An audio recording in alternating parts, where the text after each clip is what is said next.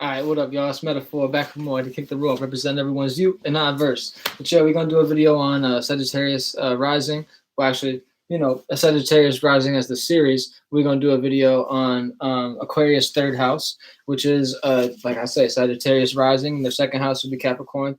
So the third house is Aquarius, right? Aquarius being that fixed air. So it's like the air being in the jar, as I like to explain. And the air that's in the jars only get released when they decide to release that shit. You see what I'm saying? And your third house is Aquarius. Your seventh house is motherfucking Gemini, and your 11th house is um fucking Libra, right? So this is the air houses, right? So the way you communicate is in this fixed air in your environment, right? And it's like, so the second house videos I was doing is the way you grow, right? So the third house is your environment and the way you actually cultivate that seed, and allow your ideas to prosper, and cultivate in the environment, and within the people's ideas, and also the actual physical reality that you're existing in, right? So it's like animals adapt to their environment. You're going to adapt to your environment as well as a Sagittarius rising, because Aquarius, being ruled by Uranus, it loves to motherfucking change on people.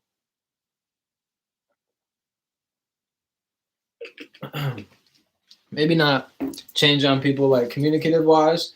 They might always communicate with you. They never gonna stop communicating.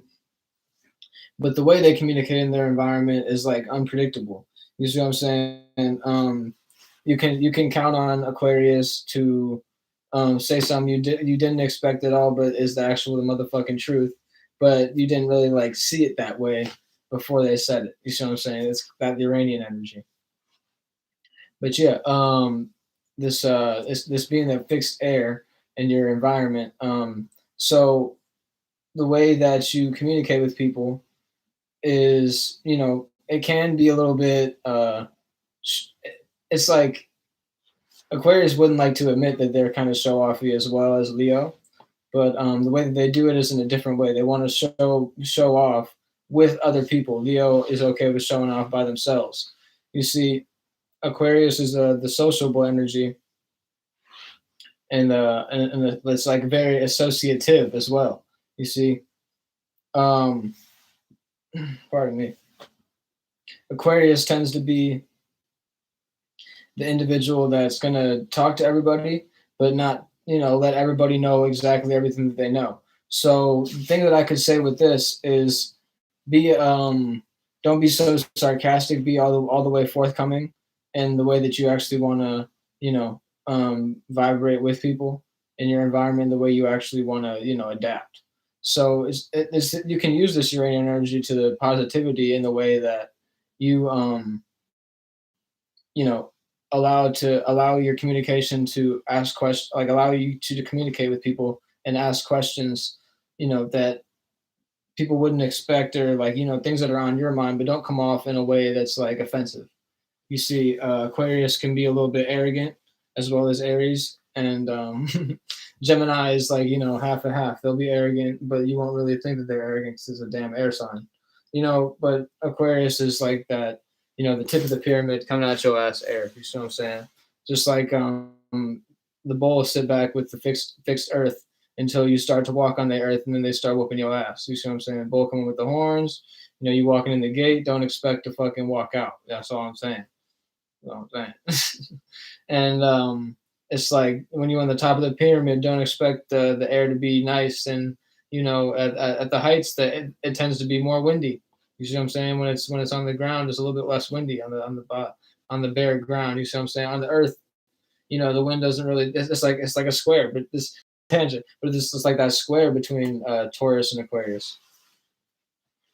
But yeah, back to the point, which is like I say, you change in this changing people in this environment, and the way that you change people is also the way that you change. So like it's like whenever you communicate your truth, Aquarius, you're also able to see how people react to your scientific method.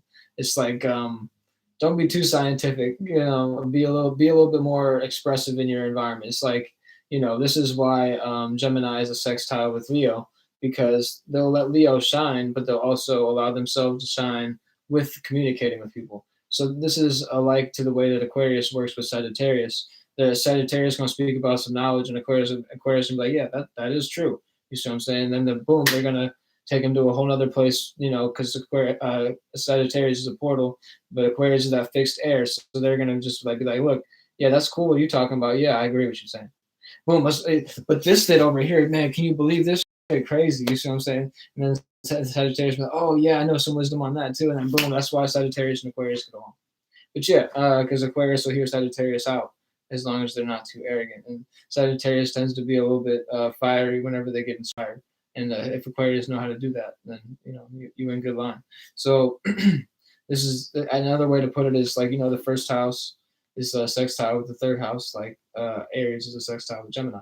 So yeah, it's like kind of the same kind of energy right there, but it's like that fire and air.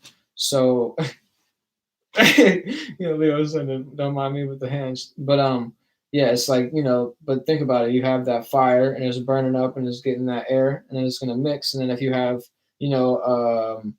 a fire that you keep on building, and oh shit, you know what I mean? Then they can actually expand, and now you got the whole house warmed up. If you got the right earth, you know what I mean? And then if you have enough water in there, then you're gonna be able to breathe nice. Ooh, that sound like a beautiful alignment there. But yeah, just make sure that in this air environment you uh, come be forthcoming and don't be so trying to test everybody.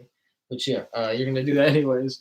But yeah, test people about the ways that you feel that they could actually improve the most, and don't be so testing people upon your own agenda. Yeah. So have a good one, yo.